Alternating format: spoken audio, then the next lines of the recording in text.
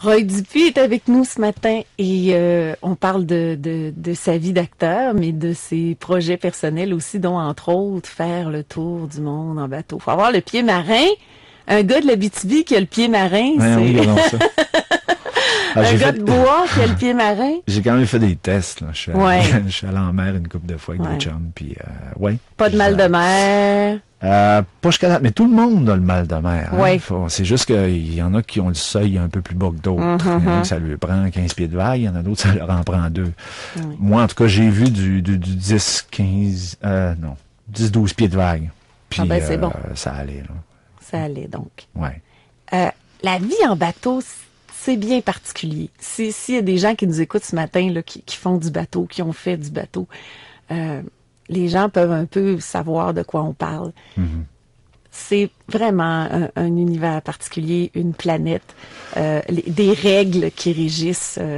C'est pas... C'est un peu tout ça qui m'attire aussi. C'est Oui. vraiment... c'est ce que j'appelle, c'est vraiment voyager. Voilà. C'est une autre vision sur le monde, sur la vie. Tes valeurs changent. Ce qui te semble important sur Terre ne l'est pas nécessairement. Je me souviens la première fois, puis c'est un peu ça qui est venu me chercher, la première fois que je suis parti 2 semaines, puis il fallait que je revienne.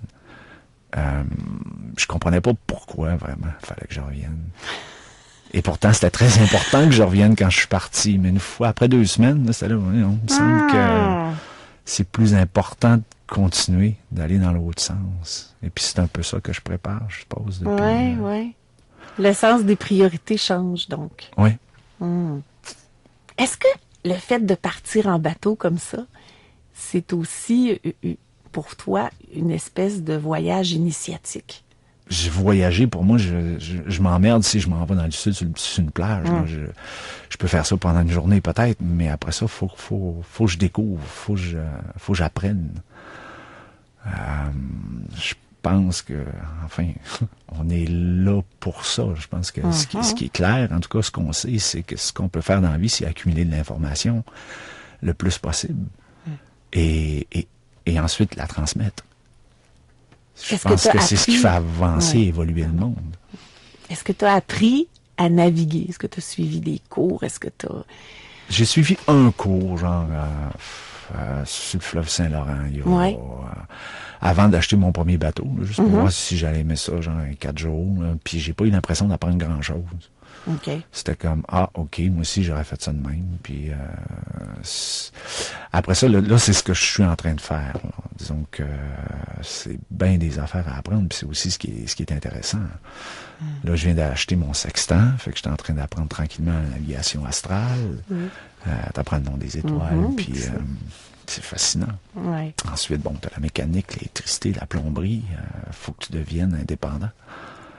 Très, très autonome, oui. Et la navigation, dont la météo, qui est probablement une des affaires les plus importantes à... Si tu peux arriver à deviner un petit peu ce qui s'en vient, ça peut te sauver la vie. Est-ce qu'il va y avoir beaucoup de monde sur le bateau quand tu vas partir faire le tour du monde? Ça devrait pas. Non? Non. Quelque chose d'assez intime. Ah non, moi puis ma copine, Ouais. pour l'instant. Puis, s'il y a des enfants, ils embarquent, là, c'est sûr. C'est parfait. Pour les premières années de vie sur un bateau, ça risque d'être assez... Oui. Puis, il y aura sûrement une caméra aussi. Puis, on ramassera, voilà. on ramassera des histoires en s'en allant. OK. Roy Dupuis avec nous. Restez là.